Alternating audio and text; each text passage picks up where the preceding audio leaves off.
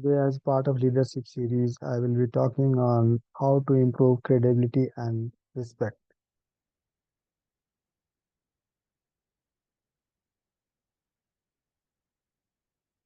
In this module, we show you how to improve your credibility and respect. The reason why this matter is because it is your currency as a leader. It is the way in which you influence people. The more credibility you have, the more likely is it is that people will actually listen to you and do as you ask of them, because you need to remember, why should people listen to you? Why should they buy into anything that you say? You might retort, well, I am their boss. Great, yeah.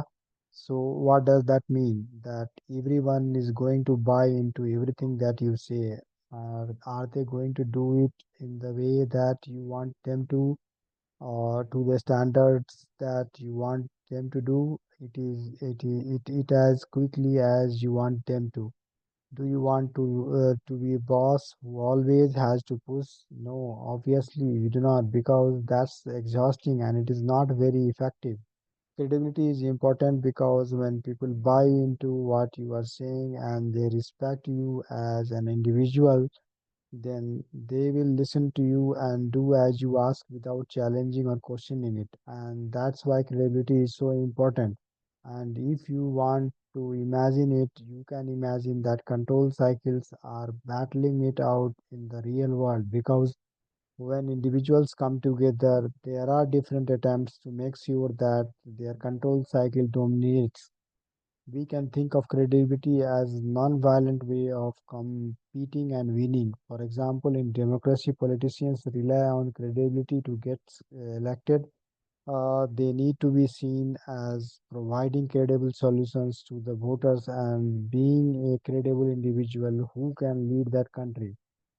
And so, what we see in these different politicians put themselves forward and they present essentially their own individual control cycle.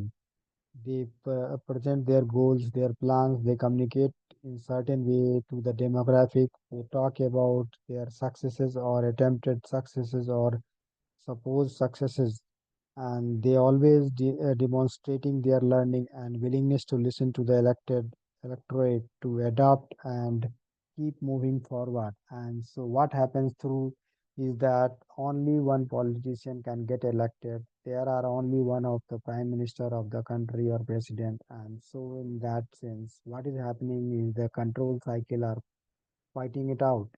And so that's why credibility is important, because it is critical tool in making sure that you control cycle wins out. On the other hand, we can also recognize that by discrediting a leader, we can really undermine their ability to pursue goals. Again, politicians are good examples. Think about how they attack each other. They make fun of each other's goals, saying that those are ridiculous goals or unachievable goals. They make fun of each other's plan and the way that they go about them.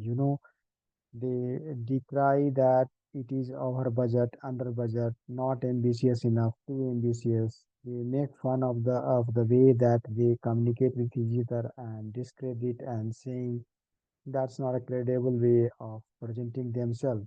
They talk about implementation, what the other person didn't do very well or did badly, and they talk about how the individuals is out of touch, how their opponents is not in touch with the electorate and not listening and learning. So here we can see that all of the time it is revolving around credibility. And now let's take back to you. When you stand in front of your team or your organization, you need them to buy into you. You need them to open to listening to you and being influenced by you, because if you do not see you as a credible individual, they are not going to listen to you and they are not going to do as you ask for them. So, if we remember back to our lectures on ethos, pathos, and logos, and how you persuade people, what we are essentially talking about is how to improve ethos and What we are looking going to look at is how you can do that by focusing on the five fundamental control activities.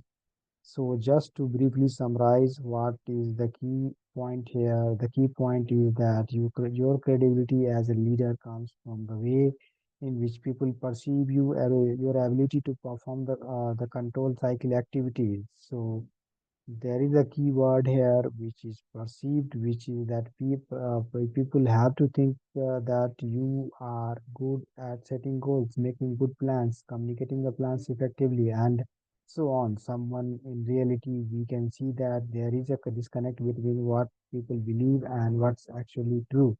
Some leaders present themselves as being really good at planning when in fact they are terrible at it, or sometimes it is other way around. They are too shy and meek and humble when actually they are really good at something and they should be more forthcoming with that. So the key terms here is perceived, and you need to make sure that you recognize it's not just about you being yourself. You have to be politically savvy and recognize that you actually needs to present yourself to your people in a way that makes you appear credible. So how can you do that? Well, the honest, straightforward point is recognize that there is no way one way of doing it. There are multiple factors that come together in every culture. The world is different, so it is difficult to say that there are generic rules that apply for everyone everywhere. So instead, what we have done is create a framework in which we cover the key areas that we think are important, and then we suggest that you use that framework and adjust it to your local reality. So the way that it works is that we have provided you the document that you can download and then fill the answers for yourself. And the answers, there will be 21 questions, and the answers to the questions should be yes or no or sometime. And you can also share the document with your colleagues. We want that it is a document that has some difficult questions on it, so share it only when you feel ready, because you have to be able to make sure you can deal with the answers when they come back to you. So back to the task in hand. What we will need to do is go through this document, go through the framework in front of you, and then write down your answers. And then on the next page, we will give you the table that will allow you to compile your answers, and so that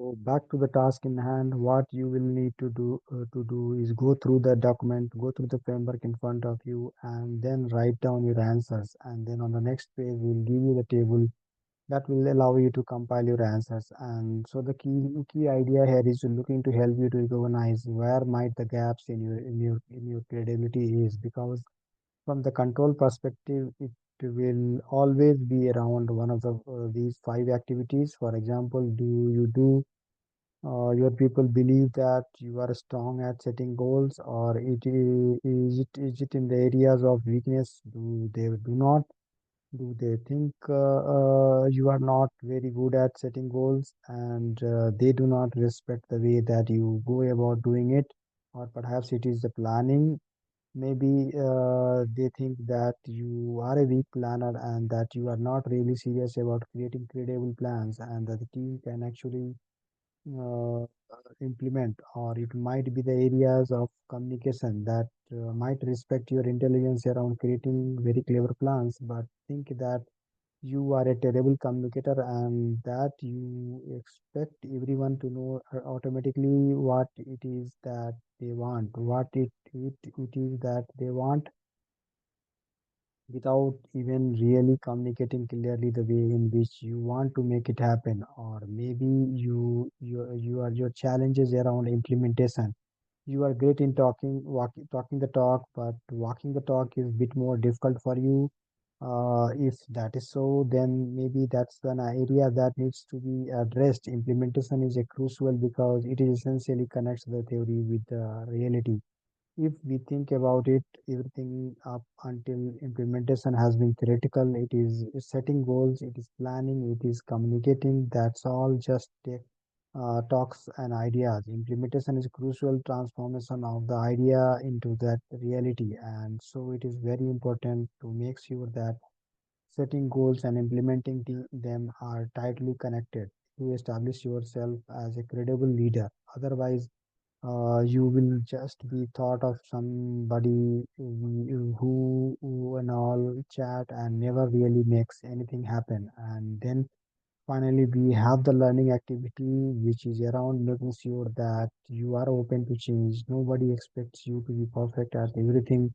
And what is the this area is about is maybe recognizing that some leaders have a certain ego that prevents them from being open to improving the way that they do things or changing the way that they do things. And so this might be one area in which you can improve yourself. So in addition to the five key control activities, what we have also provided are the six general questions which can help you to discover key areas around yourself. So in the slide, what you need to do is to fill the table once you have completed the questionnaire, and what you should be writing is in the column marked answer, your answers from that you provided. So, for example, the for question one, did you write yes, or no, or sometimes, and then continue down the down column. What you are looking for here really is to make sure that you have everything saying yes, or at least sometimes if you have any no's, then those are the areas that would suggest that you have a credibility weakness. But again, it is not just about you, it is about how you have perceived by your peers, because you might think that you are a genius at planning, but if your peer thinks that you are not, then that there is a big problem. Further, the problem is important for you because in the end of the day, the credibility rests in the mind of others. So you might think you are a credible planner, but if your team do not, then that undermines your credibility, and it is something that you need to address. So it is very important to get back feedback from your peers, and that is the third column. What we suggest is that if you send out the document to multiple people, that you average it out, and that is a very simple way of saying that it have if you have more yeses than no's, then you should put that in. If you have more no's than yeses, sometimes then you should put that one in. Keep it simple. The overall idea is not to focus too much on the specific data. It is looking at the general trend. If you ask 10 people and 9 of them says that planning is the area of weakness for you, then that's something you should probably look into. Combine your answers with the answers from your peers, and then be open to addressing what are the three key areas that you need to focus on improving to upgrade your credibility, and that's what you put in the final column. Identify three areas in which you want to improve yourself.